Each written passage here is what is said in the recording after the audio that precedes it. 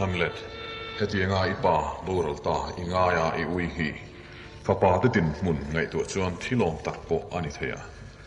Kia tan po mani una padu tak ṭanna ani ti chu hrianga Tuna hei tlinglo takin ipa den hmun Denmark ramlal ni na chu ka chir alo tul ta Chu wangin nang poin ipa ang taka min en hi ka phu tani Amaro chu hetiang lutuka ipa isun rei ero hi chu a om lo katia Ngai tu te Hamlet ipa khana pa lo sun ve to a Ipu po chu ana pa alo sun to baka Chu tiang chuan kan thla tu te loin sun chong chuan tun hi min ron thlen ania Asar hulai chuan nang ang bok hian an sun na serenga Ma se nang ang em hi chuan an sun rei lomosin Kovel ruang ma saber kha ruang chiar sen lovina zui to a Chu wangin mi khing te chunga an che hi nangma main seng tum te su khai Ni e pa Hamlet nu sun hi achin tok nei lo chuan khongai thak lam ain za puyom lama akal ti hi hriat a tha tuna hian nangma hring tu nge che kei inu hian Denmark ram lal nu ni na kala chela chuwang chautal po chuan ilusun hi bang tong che ti chuan within bak lama min kal sani tum po hi thul sha mang che Kano imingen na po supom hrang tum na Chu ngai tur chu ni e fapadu lai te sai tur chu Hamlet iti thae Chutia kan fapain kan ngen na ati lo tlin tir don chuan alom na no puite po domila tro khai Hamlet nam po min dom pui vela kapu o kapa Lakin aron zuyan cheu min kal san phut mai teu ani o ka fapa ma nei chawat lat fal ka du hria maniat lat fal reilote hi thangai lo min ron zui vat don ya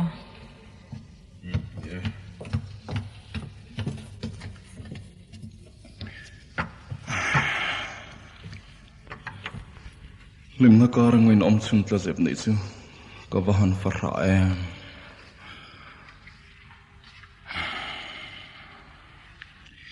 Enga tinge chatuan pa hian mihring hi ma nei nu nain sa lo kap chule katan chuan heli hi thong ma thla thlamang ani to a amoi na zong hi katan chuan lo har le hnim hok ani zo ta afamak tan hi ro chang ti mo Hetia khovel aloin li dang lam le ta katiang lal du om akua le tui le kanu tan po sui selbo kanu la kha do thei em ni na mai te em salutu tanga tlefim tangil poin achem na luang ti hlaw ni ong takin ke thei domin adom thin khania o dorom na ten om I ming chu mei chia long li hi trap sai chung ka par wang zuina Hei khop bun te kha la thim man lo wang e pamak engat tinge ka hriat chule in ram sa chile tha khian nei velo point hei ai em hi chuan an ko pui thi den sun rei zok te veng on ten om kanui ni simo Kapat hi sar hulai pasal dangi pomta ui rek ti don sem ni kanu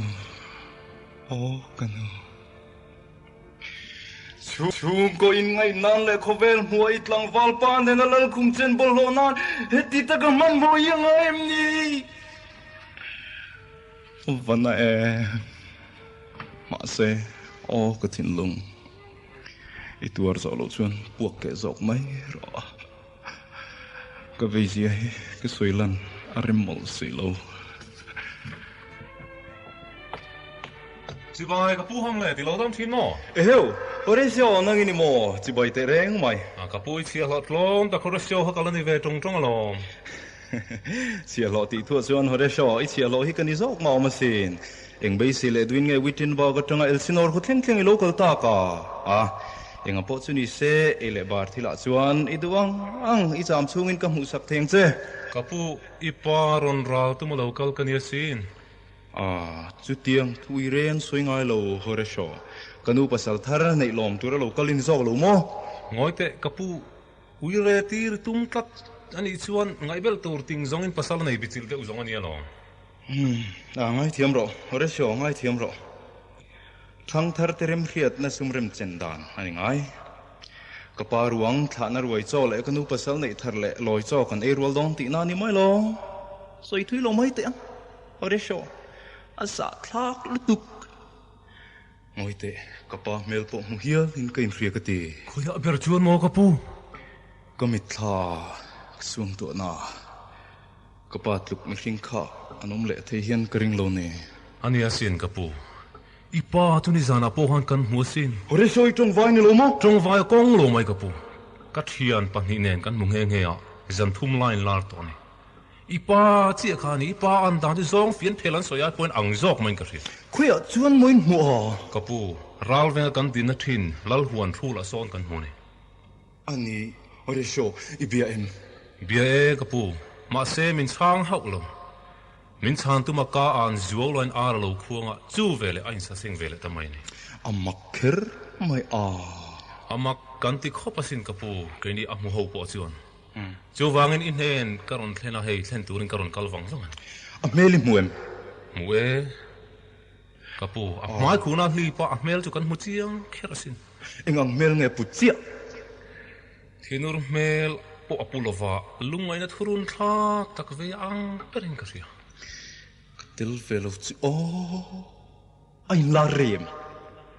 man holo taka chiar chuan za kan chiar man velin karin mu ve ka van chak ka pa mel nge ya put zongin frem mun po in min dal ma se ka be mai don si ka mu ve hun chuan biak lovin ka chu top lovang le ma se in tu hriat hi tu ma hrit mi suang se ole kapu kan ne ni ron chen ma se ka wangin ka long tak ani in hena horisio long thum ro se eng poni se zanin chu inral vena local venga ei chu mi ma chuan in tite ka pindan lama zuno pui ka lo hri teng che tite ikal te ang alom ome kapu ente kanau du ta ko fel solai kalliam sia te zinga lal tlangwal boro tak Hamlet-a chungchang so hril che ka duani so pache dan so mena thak tumla tlerol thazang leka ngai la tuk tin paranga chuai mai turani ti hrebong che ka udu taglitis chutilek chumo min cha du chu mai chuni abagam lo mi hring hi taksa mai kan thrang lo wa than kin nu hen ril ru le thiam na chula thang do chawani kan Hamlet-a po hen mangai tak tak che po ni mai thei ma se film khurla nampum tang mangai nu puila thang do na chuta chuan Denmark ram lal thut thleng han ro chun pui tur chona than che hi karing mai lova chu wangin film khurna khatla film khurna hian him nei zunga kai ti hrebong che friends ram pana kathang bolan hian kanau ofeli khaini ti thengin ngai re reng su ka udu taglitis imizin na thu chu kathin lunga kalo vong tlet ange amai ro chu puithiam rin omlo angin athalam kongjim le bumbo min ko mu zat sin min zil tu hi nom chen na khurpuya italu tangti kalau lelowe khai chu jong lau su lau kong su khongai ka tlai lu ta friends ram pana ka kala hunta khai ka pa po solo lang le ta lol mai ka ti poi lo ve ma se voi ni in chi bai non jong mal som na thu ani nge ngeng chu heo ti jenga ka papa tun thleng la om ilong chona tur point atum ram hoin thia dong me to se ma se voi ni thanan mal kan som non leng che kalome papa mi musi tur khopin ne longai sula in chena konga film khurla in ei phak bak in chei ngai sula in puk ton na hi ngai samna lantir tu ngai tatang che Denmark ramlal upamin ipa polonia ming hi ti che tua rangai si ong che dam ta kai kal thei nan khong e ti bai kan bu non leng che kapa kalome kalom tak takani ti bai le ani le kana ofil kathu cha khalo zom ta thang che o dam katin lunga kalo vong tlet ange akal na chabi chu nang man kol nang che dam takin le ka ulu tak lai tes dam takin le ai thui lun cha le ta kapa Hamlet-a chung chang male ani ta ka sin Hamlet-a hian ari mun le chen ka ria nang po alaka in phal reilote unin ka ria min ti mual photu lek in yang ti ka hla ngot mai mangai na thu chu min fa ngun te asin kapa mangai na no pang che tong im trong te siu ando thu soi chu lo thu tak bol mai ni nge kapa moi nai lo tak chuan Hamlet-a chu changai lo hom na hi khovela thang lo berani ti riang che ka fanu tong china Hamlet-a hi finrela kom ngai to sung che kalte hi hoteng ko pa thim tai e khai zanin ko thim min tham dan chu adang ria in ka hrele ngan so zanai ral veng tu te point an hun an pan tak so kapa so an zinga so Hamlet-a po atil nia kal romin mo mai ni kal vat te ang Kapu Hamlet kan ral vena buk chu khulai mai khuni to e an mo fot kher mai ore sho in tharau po chu ain lar na khwangun mai kate aro in lar tre to in karing kapu zan po review to reng si soile te thinila kapa tharau chu ing ang chin nge ron lan ral do la ya hak thina thir korung nge mai kha aran hani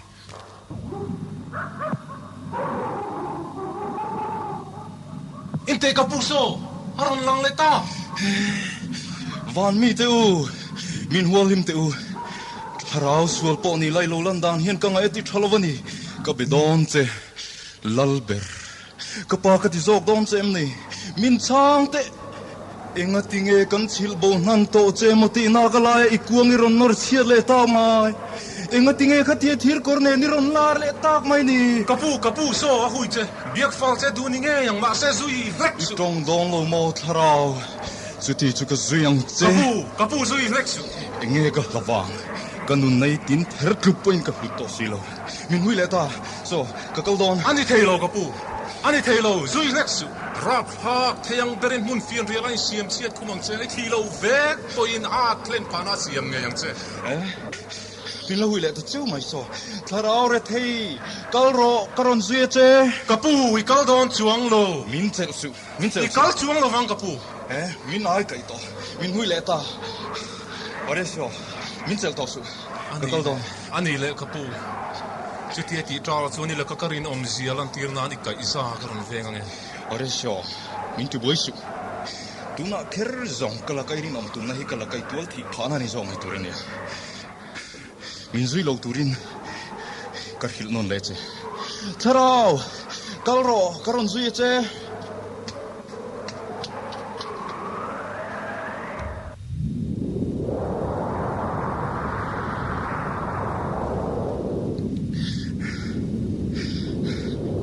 tharau re thei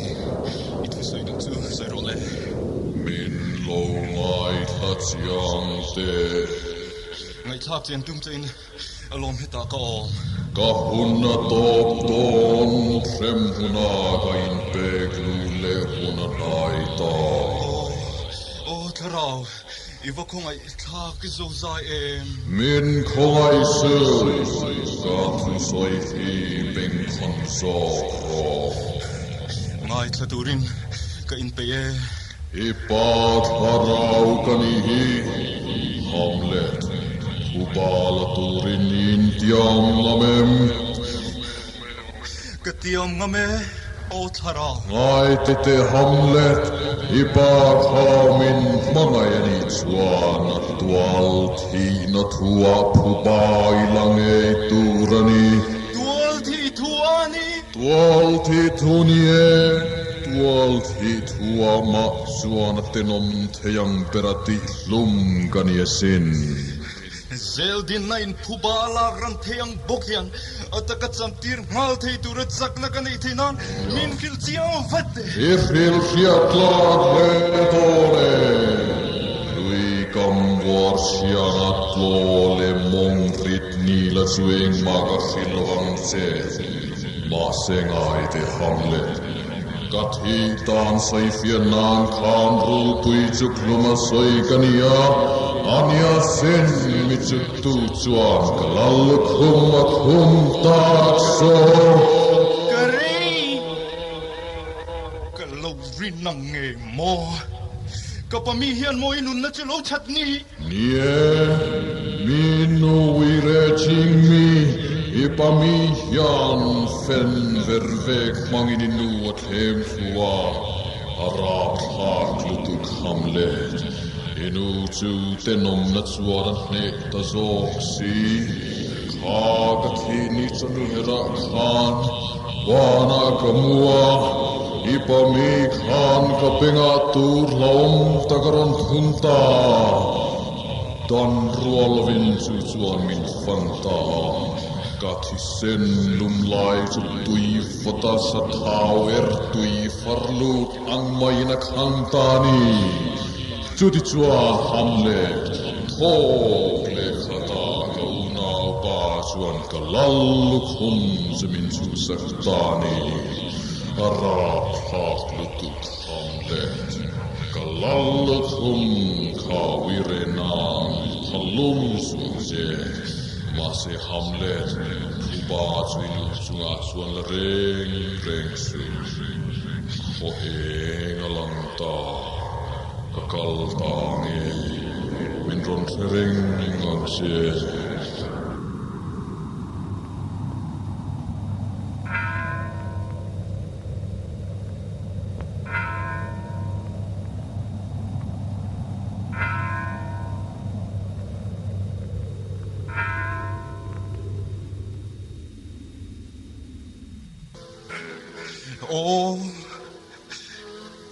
van mi teu Lei mi zong teu Kem muna awmte po ka huamte lon se wem ni Kanung Kapa Kathin lum Lo tua hrang ro Karil ro kataksa Min patsan lawin Min nun pri ram teu Min hereng ro ti mo Kathok top Ting puin ka hereng nang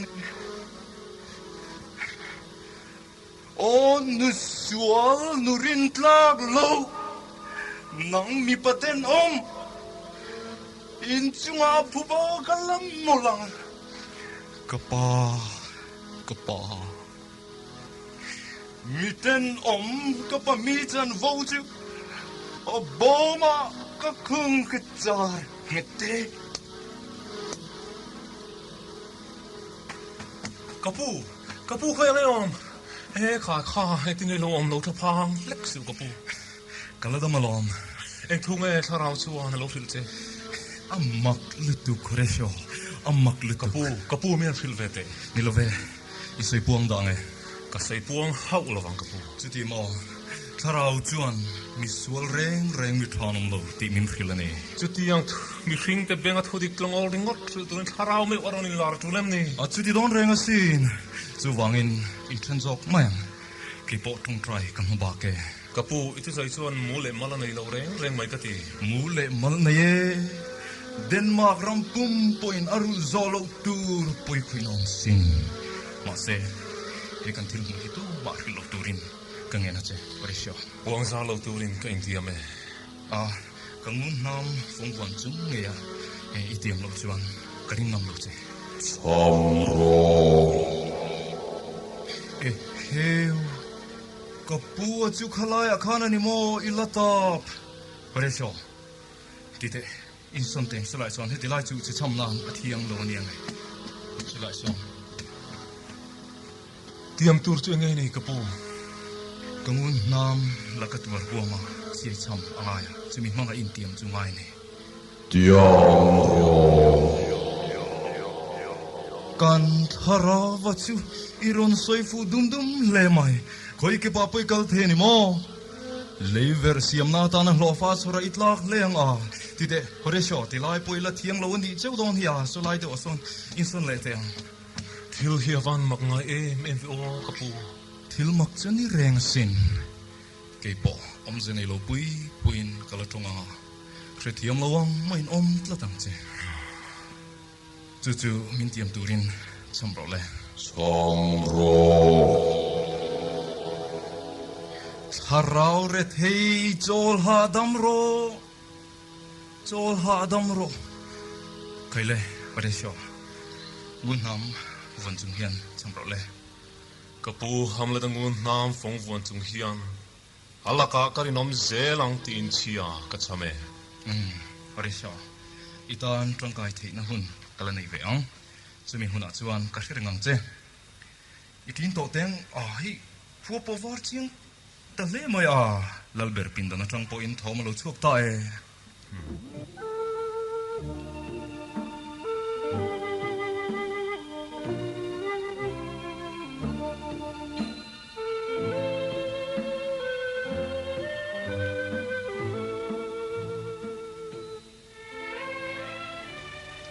Nan, Sebastian, kasi sa orinom, perini vangin,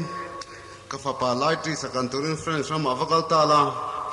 at sanchin kimchang, tagron siya tumang che, tite, kalvate, teresani tahil may. Kapa, raulutu. Engan ita, kafang wafel, engan ni. Kapon three line, Hamlet-a lauluta, atop mea, ngun in minhan ena.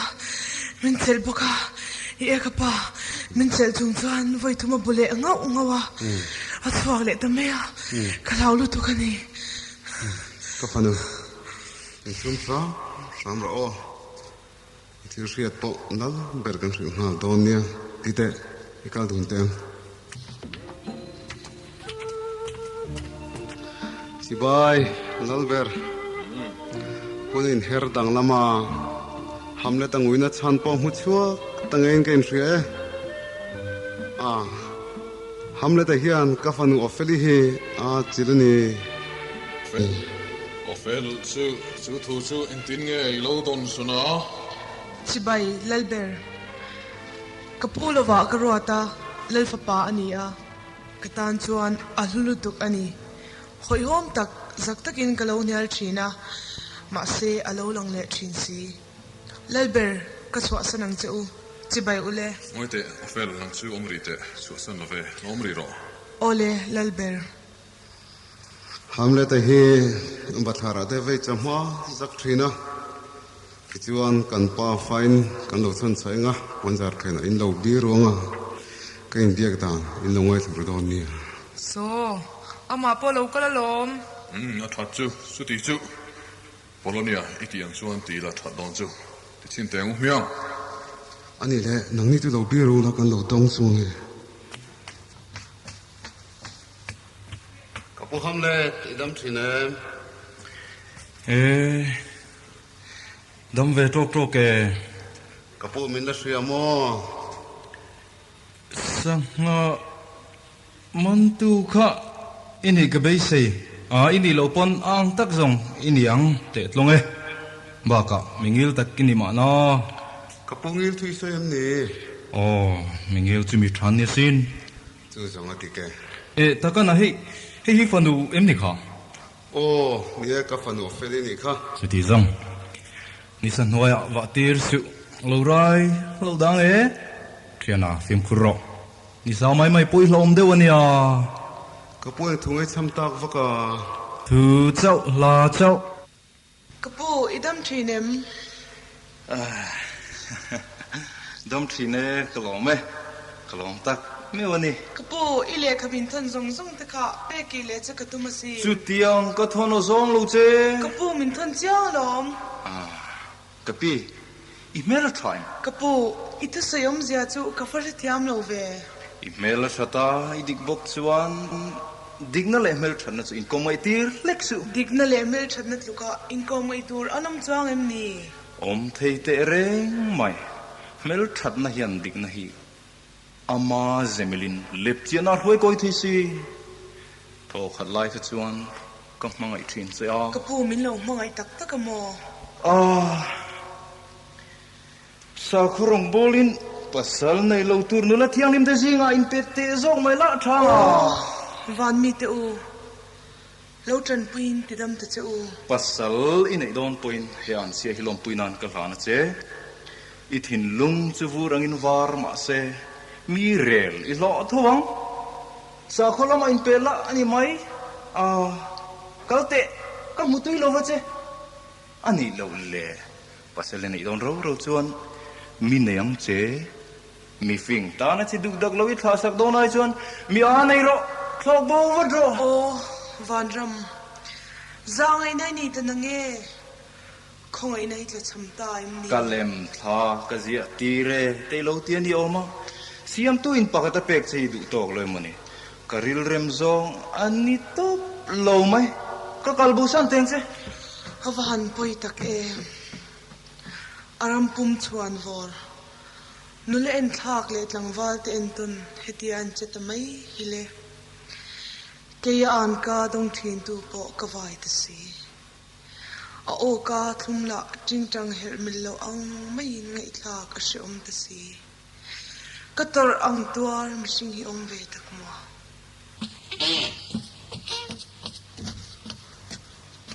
Mangai na thila wang ani o zong lovin ka khia enga motak ve ruk anei ani zok lo mo Polonia Ingai dan le lalber ma se mai na lama beidon wang ani karing thau mai ka ti khwa khira da hran chia ka ro ne chu tur chuni khwa khir lo chuan million te art na hi zong a hla ome mai ke zong Hetia ka fapa a han tamai hi ke ma nge ina ka fia ve lo chuan karil ru dam thei don mal lo mai lalber remiti chuan ofelinen hian khongai takin min lo trin san te u nang pu Polonia kan thu le hlangai thaturin puanzar phena son lo birute olal nu nang Hamlet-a va kola heta hian ron hruaila nang tui lo lu ve ngai to lawang ole lal do za om kanu engeyan Hamlet ipai ti thin ur em ani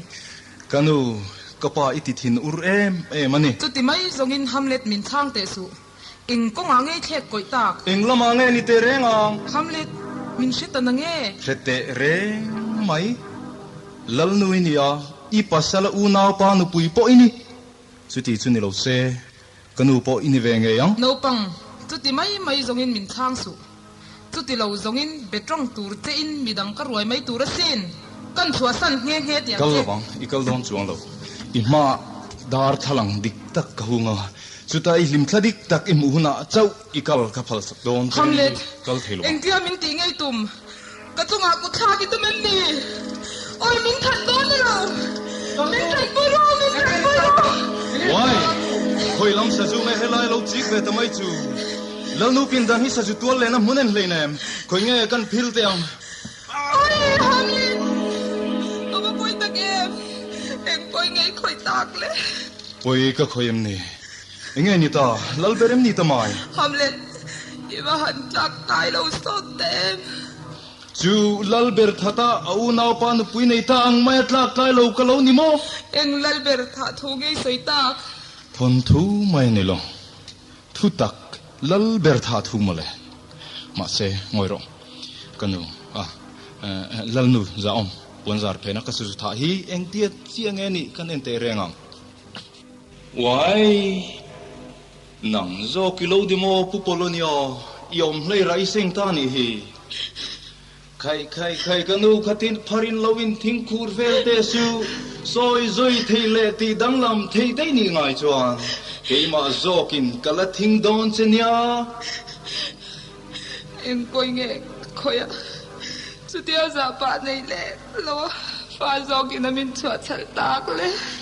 poi khoi chu soi po soi chu ngam do nim ni fa chuang ui chuang min siam tuini hi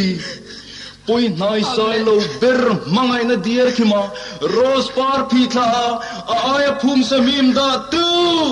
Hamlet, Sung tu an mai a pok pathian a beidongin setan a po zak zok ta veang.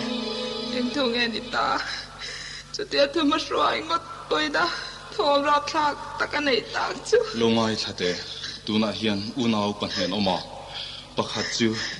khongai na sangai na le mal som na tin re ngavur emoti tur mel du ompunia suchi pasang masa khane. A pakhat zok hi ham thirte he mi hring ipasal pom lai he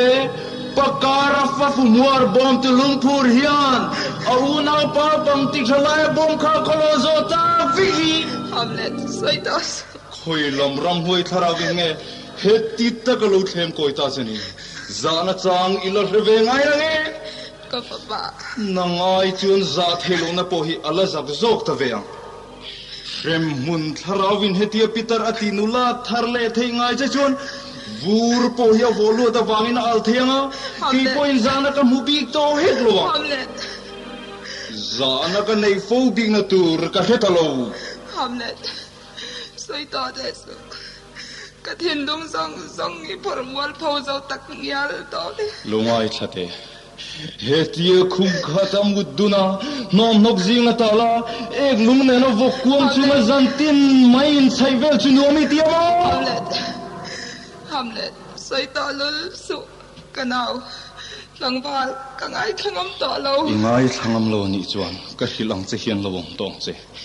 kan lal saparana hian them thin che in ibiang te khatui sak che in athiam na zong mangin nang ne na kanin kar thulo thleng hi dop chu sak che tumma se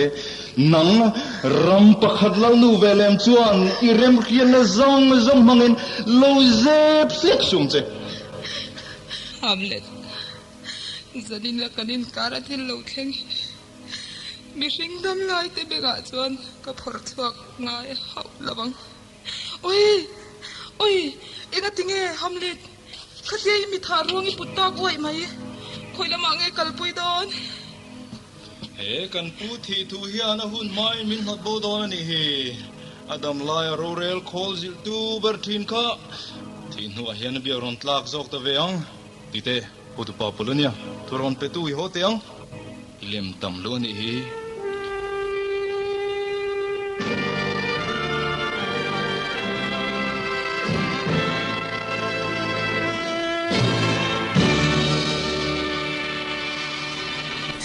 Khai, lalnu, ing disia tange ngai.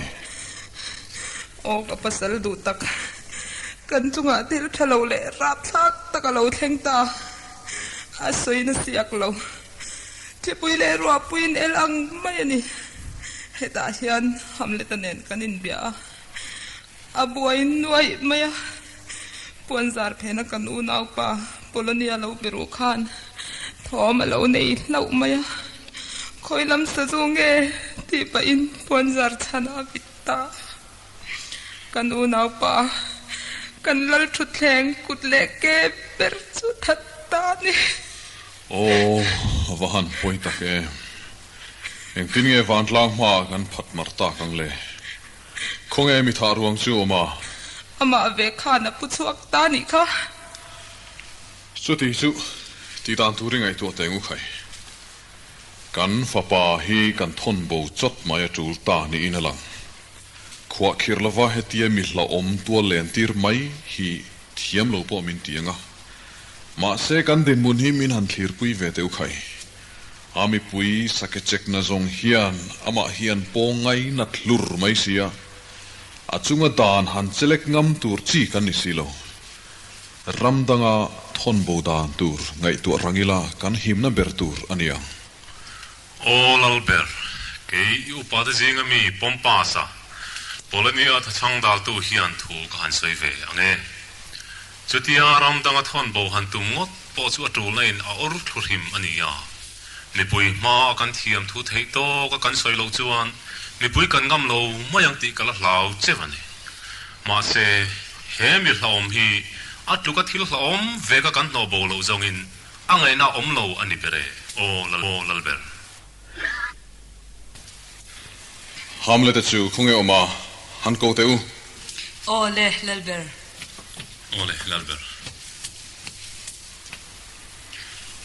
Hamlet Fonge Polonia ruangom Ruai thena Ruai thena Khoilam ruai thena nge ni soya Ama kil vela ruai thena tuna po hian ruang trailum chuan an kil tan velta venga mi ring hian chuisona chang kan thelo mai polom ele bar chungchang a hi chuan ruang trailum hi an lal ber hi lo masin mole min chom thawnthu tan ram te kan vula to pa ruang trailunga bokan lo chang le si lal ber sa thandel nol le chia lo sa chedeu tak po hi chame tuilo deu an ni mai ni vahan cha tak em ve eng mo a thau chu mo a cha po le alung chuan tlainan mudon tina ni mai lo Polonia ruang chu khoya aida an seivatte van rama in mamole tuemo zong turin hantir thola chutain lam mulo ani chuan hrimhuna zong leula in lam mulo cheu chuan tun atanga thakhat vela kai lon ra ka in ka line in mit nilo in narin in lam mudon nia kai lon noi chu wazong vatteu wazong umiang man mo du su atlan bo chuang lo wa Hamlet hei thilti hian poia khoi thui hle donani mi thiniti ur hle donani hi chu wangin mi kutpal I tolo nan I kalbo athaper ingria I thian ngai nat ber pahni gilden atte ruaila tin sia loi du ruai bokla long te po kalmai thei turin anim buat saito England ram ipandonia England ram mo England ram ni thalit kan tum phei su friala thai tile zoling karing in tum te chu seraphim ho te point nan khetlangang chu ani le England rama chuan in kaldonang miang kanu dam takin le Hamlet ipa poila chibai hleinem kanu chibai chu tok mai lom ni nu le pa chu nu pan nia nu pa chu pum khatan ni lom ni kanu chibai le ka chibai chu tok ke a ka vain siam angai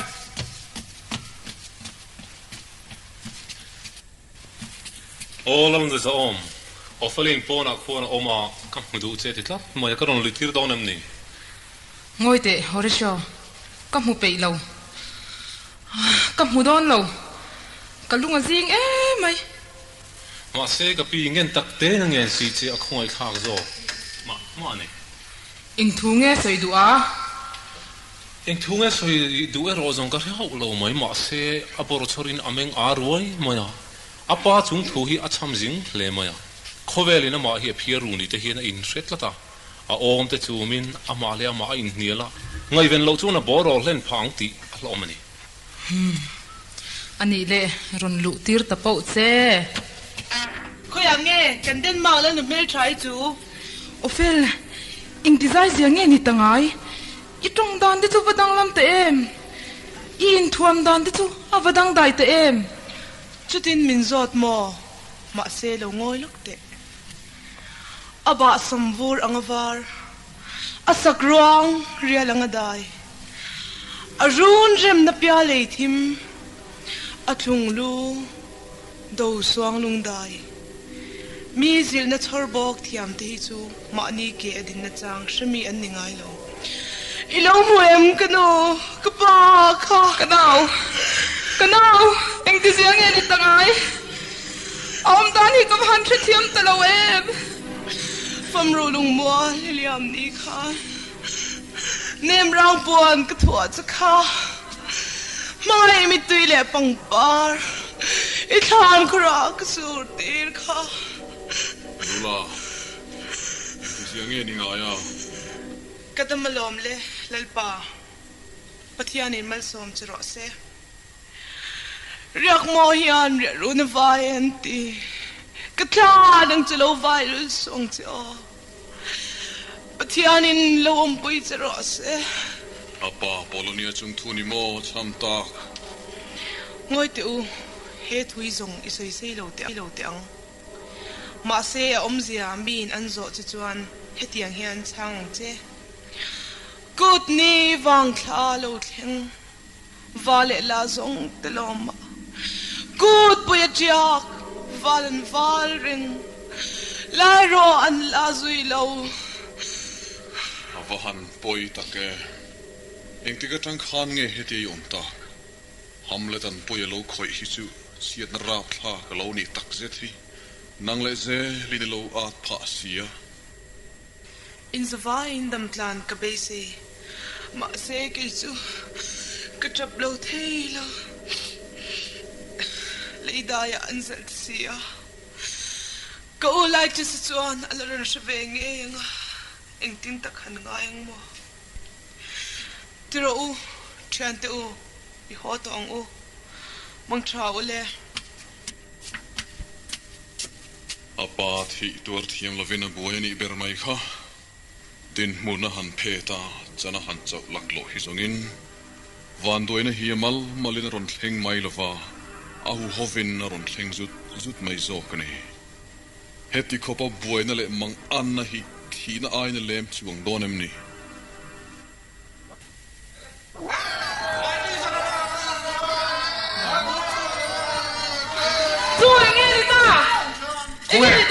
Kung ngun nam karon la teu kung khare khar fatula kung ngun nam Lamber ilhumiro Laki sa no tal sinu grana ron thega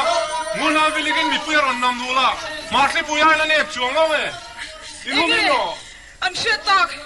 rinom na nei lo Denmark ui zo ho Inge ni ta latis inge tin ta kai Na lalnu nang chulo kalbo de thian teu nang ni po lo chuak ro Helai lal phua chop lal shua ki dan kan zit te nang bum mang pa khong ka pa chui da ka pa chu min zangai latis tangwal nun nem zangai Hetia ka pa thi sen chuen zangai ne falak son mi va wa min siam to hi ka tan zangan turom chuang to ni Laitis heti taka ka chungai so na hi enge ni ta lalnu nang chulo in rol velexu enge ni du tak chule Laitis khong ka pa chu Atito maselal ber kutora thi chu ni lo nang chulo tong ve te su adu tok Laitis hian han soi masate se enge thi na chan chu heti mai chuan min bum don lo ka pa phu ba ka lak theina ni don phot chuan eng mai min dal lo poi sakani lo ti fiang che phu ba ilak na kong chu tu man kan dal lo che I pa thi sen chunga hian eng mo phurnama ka nei lo a thi ta hi ka tuare mem zo kani Kau ilo thleng ta mo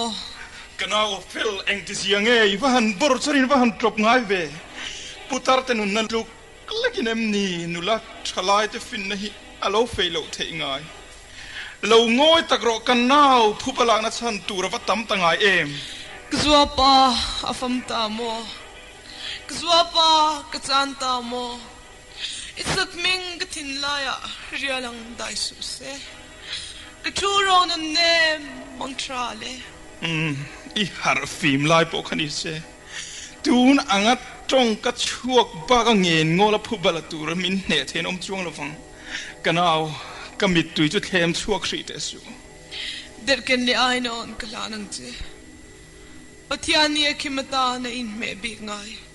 Nilo tikazong in kimsu Kapain at lialo nan hoilo parzong kapalo Choilo parpo kanina nga Mase kapati at rangkan an chuay zota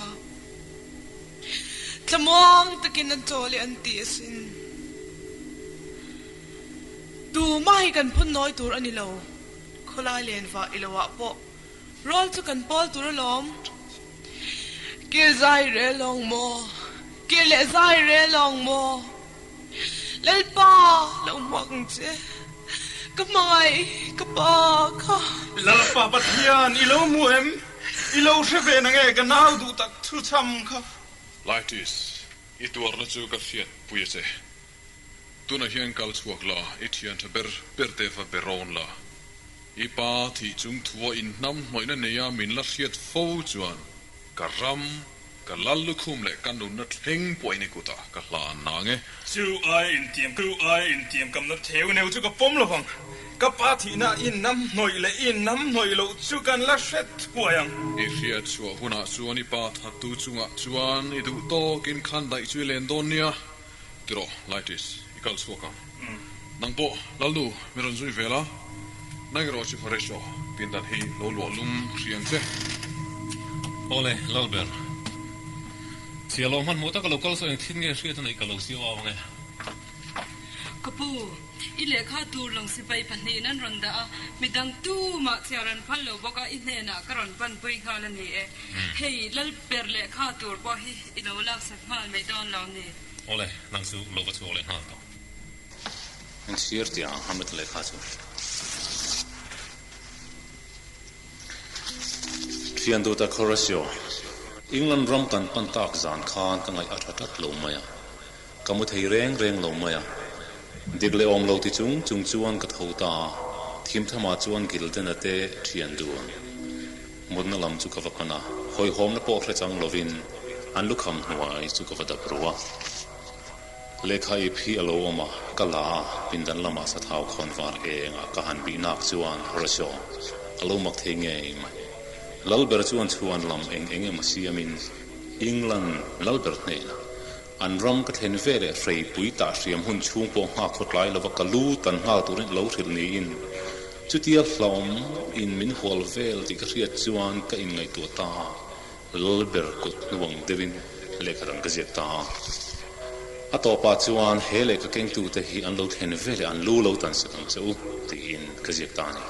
ka van ne siamin ka pa sil hui ka kalakol hlau maya chuan ka lekha ken chu kanem heta lekha chu ma ang chi charin gilden ate lukham noya chuan ka vada le ta ni an hun to main gilden ale rojena chu roren huna ka thon ta chuan ya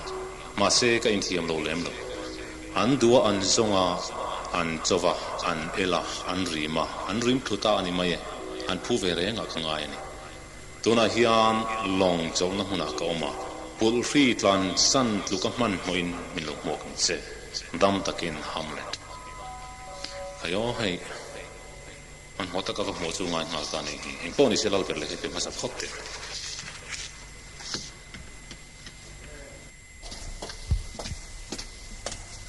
all alber hey Hamlet le kha karon kene Hamlet le kha ni turon kun nge long karon biteron ken ani ome kapu yan siar chinang mia oi thro like this le lalber Tiene siaka. Sungnung ber. Iram sunga karon tladut le ta ti. Son trilse kadua. Voin ngai hian ilal na ha ngeya. Ingai damadil sungin kalokir le ta karon tril chiang don se ani. Ingi om se ni ta le. Akal kuite karon kal san nge ni an fainan lo hong. Tu temo fiam thu di kori. akut nu chu kha ani nge mo lalber Hamlet kut chuak ngei zongani hi kalau tlalu ti pohi ama tong kam chia zongani eng tia ti tur ngai ni ta ka shabik mai lo ma se lo hor se ka thin lunga ti so thar le ta phut mai ke zong in ngun na min ani ka lo chi bai doni chu tia ngani chuan like this ka thui zom dunga phoba ka lak theina turani chon eng po ka zomang ani le remi han ruatan siam frei chelek lam ni thiam ze hi minan soi du hle ya chu Hamlet thik tok po atling a ai lo hole huna mun nam ne na in fiam pi ṭanna a in sia che hi a soi ning thela ba Hamlet lo ho chuan nang po I lo thleng to ti ron thleng thuayanga ayeng to nan che e ming moi sa hi ka han thuam moi le sawanga chuta ka han cho to ang cheunga awni mingi le mingai sam chuan in fiam na mun nam tur chu en thi hlai don chong heklo nang chuan tur ne na ngun nam zum kan chei bol sa nge mai chu I thlanga I hiam pem hlek po in I pa phuba chu ila thei mai don nia chu ngun nam thlan tur chu a mor zum chi ai don ani chu zong karem ti zo perani a thai like this akal mang tur kim chang chu langai to zui la engama thula iliam le thelo po in ha chol laia anowa anodom tura tur kalau phulanga ti chuan thang pakhata a o thel po in hum hi na zong adai fu nge yang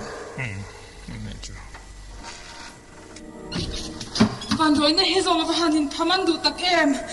lai je si farnu tu atla kanao filimo tu atla khoi ange lui kama thing dingon khai sianga kanula chu pangpar le Shrizam ning nok tin reng phong khom chungin azaro na khana lona azara tiak ta ti chuan at halum ta mo o fel kanao nei chun ithi na mun at tui dul e pangin mit tui zong ka chua don ri lo pi le pu tu ka chua san tang chu ka wanga event tang e tite izui te ang lai tu chu athin urna thlem dai tuma ka lo be na sa to te lul nen anau thi thu khan ka lo thlem zong chu eng ma lova achan zo ta ni hi tiro izui ve vat te ang ole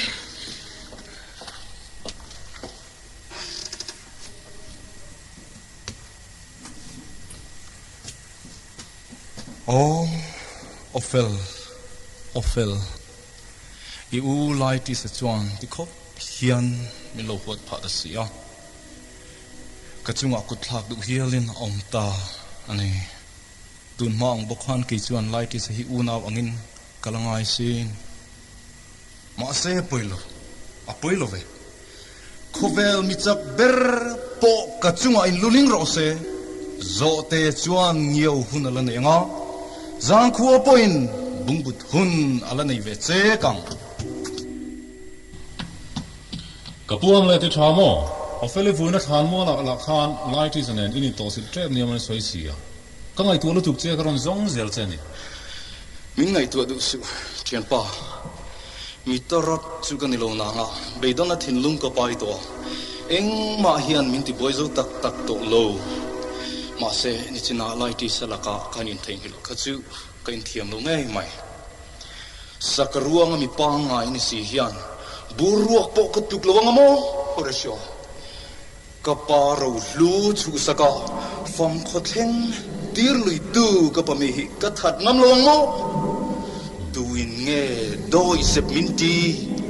tu nge mi swal tia chil min chaka tuin nge min ke ka mi doi sep chu kaloni hi ni loi lang chuan he kapami ruang hi mulukol tekatlantir to tur hemi ring random pot luk lo laga hian mo katlo mang horesio nai love tharau khovel mevin phuba la turamin khil nu apo mei chele bler angin ka thu ve chu tongka ngotin ka hitlang mo horesio che ta hunta tongka mai tok talo 14 brasa artui heng potluk lo ramlak tuma afe chungam chuan ke point phuba kala ngam lo na tur omin ka hello phuba kala ngam tur ni dong long nei horesyo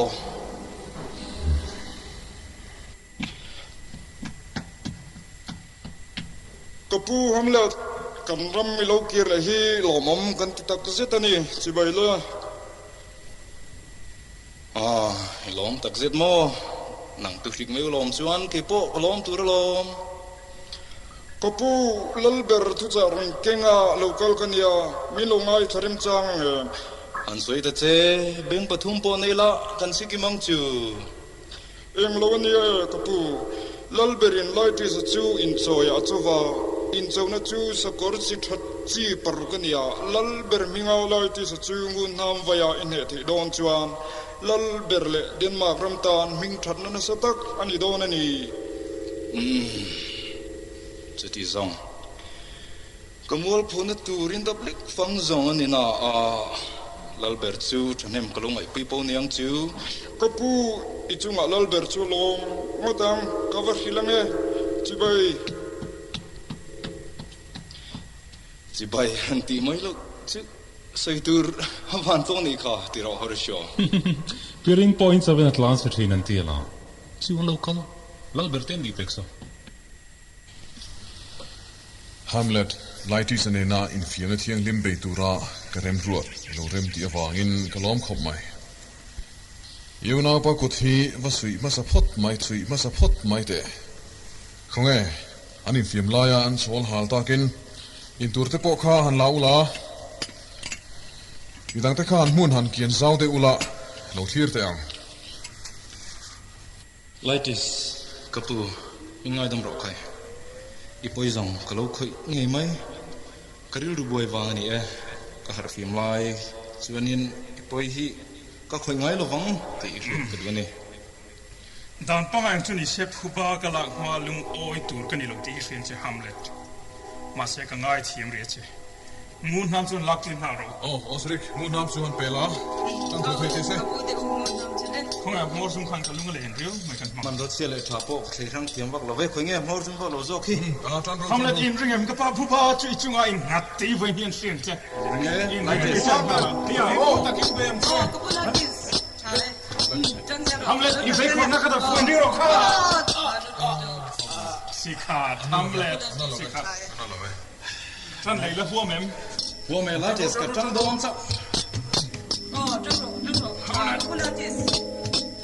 ông nào mà thật mày quay lại cái mà nó chả Ka pu Hamlet i ngun nam lo zo la ne kha. Ngun nam lo zo om to chuang lo. Ani le Hamlet chang le mia. Tim khu ro ka pu. Khu ba chu ka la do Right lo.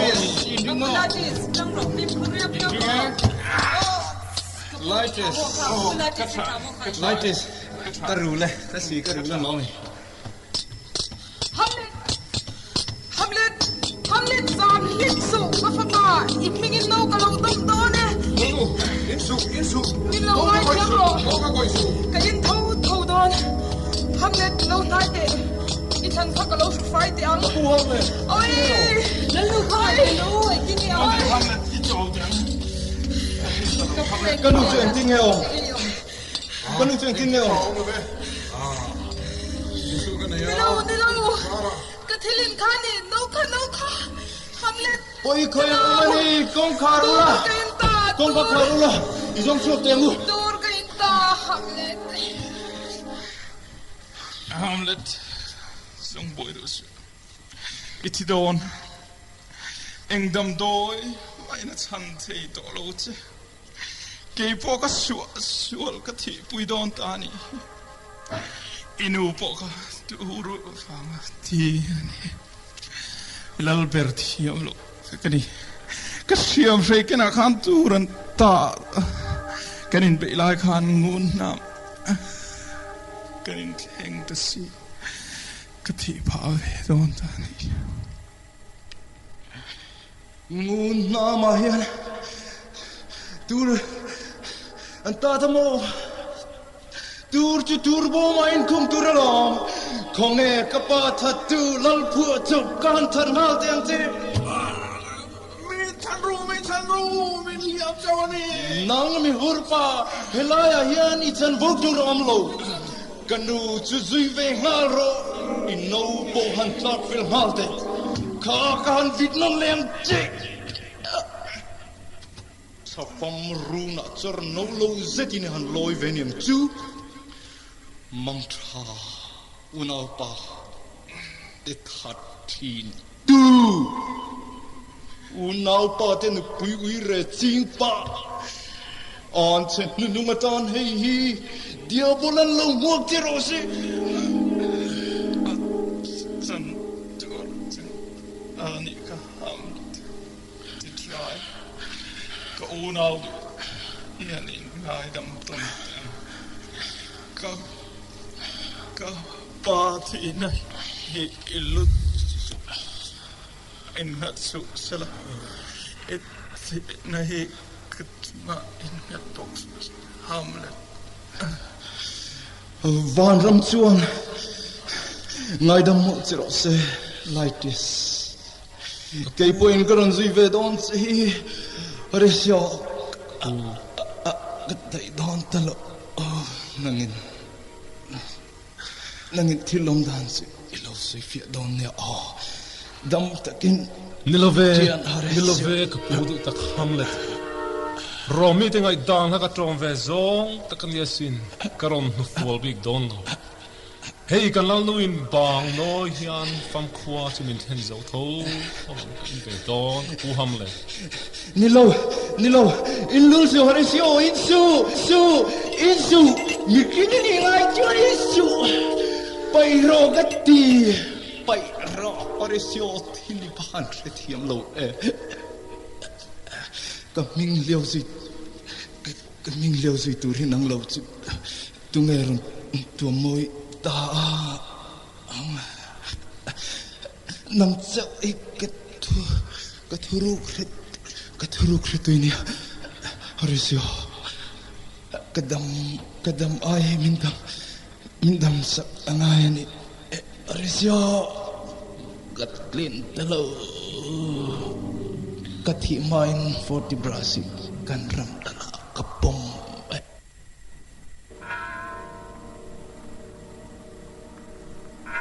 sang moi le nun na luber liam ta mangtra kalal do ikal na rama chuan vanangel ten tha khongin lo muwa chirose o kapu du tak Hamlet o nang po laitis Hetia lal thi sen kai arwala kuang khata hanzal chu kan wachan na satak tiro Hamlet ruang hi Sipai Pawl Ṭhalai an tiang in zon chua kila raldo nenania Pawl Ṭhalai te an sunangin amoi thiang terin lai pui ri ne sunang u to tero kham ula lai pui de chulon un ro kan lal fa pa du le zom hi aphuang nge tha liamang mangtra kalal du